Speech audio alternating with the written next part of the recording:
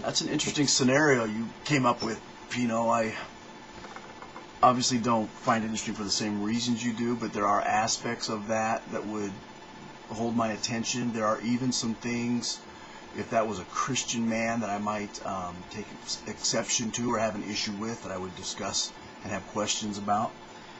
But yeah, but that isn't the point. And to be upfront about what I'm trying to do here is, you first thing in the video you talk about, let's dig a little deeper and let's go under the surface here, and as if you've really given this some thought, or you want to give this some honest consideration. And I just want to say I'm not buying it at all. I think you offered a very simplistic, shallow consideration of the scenario that you yourself made up. I mean, I don't know how many excuses there are for it, but I'll say this, and maybe I can remember to say it again at the end of the video. If what I say rings true to you or to anybody else who watches the video, then I think we should all ask of you, Pino, for some kind of an explanation how an intelligent person would fool himself into thinking he was being thoughtful and then do this type of job with the video. And then maybe you can offer some other explanations. But here we go. You give the scenario, a man is the sole survivor of some kind of catastrophe. They bring him earthquake. They bring him out of the rubble 1 or 2 days later, and he says, "Thank God." And you say, and I've made about 12 responses to this already. I want to be careful. You said that in the end we can interpret this, that man, number one, believes God saved him. I'll buy that.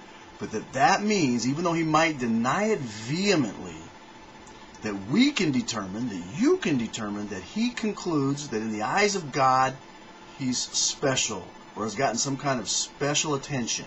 And that's what he's thankful for. You say that you can tell that he believes that he's been granted special status, set apart from the rest of humanity that was allowed to die, and he's concluding that he has special status, and that's what he's thankful for. Now let's just look at that, and let me try to show you how to truly dig a little deeper and give something some thought. Number one, you read way too much into it. A person who survives a near-death experience, who is thankful, I think we can only read into that he's glad to be alive. That when he's looking at the choice between life and death, he chooses life. To me, that is also where I might take issue with a Christian, but not for the reason you are. You're going on and telling us what we can conclude, and it's all nonsense. But what we could ask a Christian who gets up and says, "Thank God," well, that means you're glad to be alive. Well, yes, that's what I mean. I'm glad to be alive.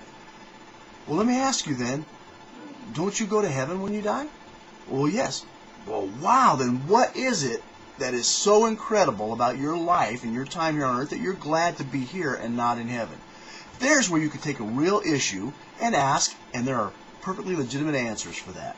But you, however, tell us that we should conclude that this guy is determined, number one, that he has a special status in the eyes of God, and then number two, what you're doing without saying it, you are asking all of us to accept you as the judge of God. Listen to me while I pass judgment on a God I don't believe in. You do that when you say, let's suppose even for a minute, a moment, that this God did intervene. And then you go on to say, number one, that means special status set apart from all humanity, and that would be wrong.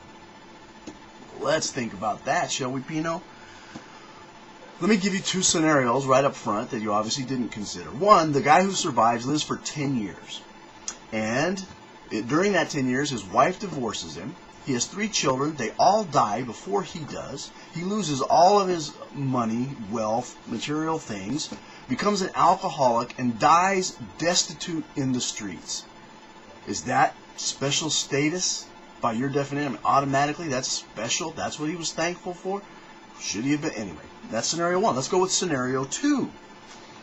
The guy lives for 10 years, and he's a doctor and a scientist, and before he dies, he discovers the cure for cancer. Not a cancer, all cancer. It's done away with. Get a shot when you're 2 years old and you got nothing to worry about. Special status? Well, I'm certainly willing to call the guy special, but special status, I don't think so. One more thought, a little deeper than you went.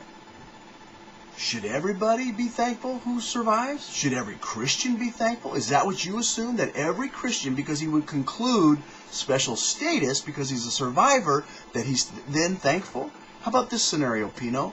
A Christian is driving his car on vacation with his family, his wife and 3 kids, and he wrecks. It's a horrible wreck. And his wife dies and his 3 children die, and he survives. Special status, by your very simple definition. Is he thankful about this? Now, let's deal with the special status fallacy. We all die, Pino. Everybody dies.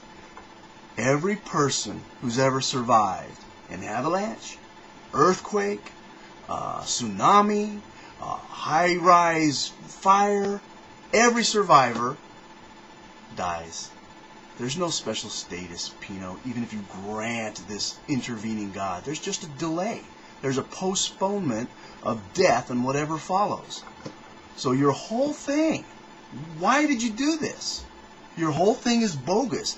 Unless the guy is as simple a thinker as you and does conclude, special status, I'm glad I'm alive and everything's going to be great. You guys would be equally, I won't call you names, you guys would be equally foolish and would have thought just as equally about what it really means to survive something like that. So I think I can leave it as that. Why, Pino, did you try to pass this off as digging a little bit deeper? I think it has to do with your biases and your prejudices, and you should give it a little more thought. I'll add this. No, I'll do it on a separate video. But I'll tell you this. There is or there is not a God, and regardless, all of these things happen. You just think you're fit to judge if there's a God. You think you're fit to judge that God.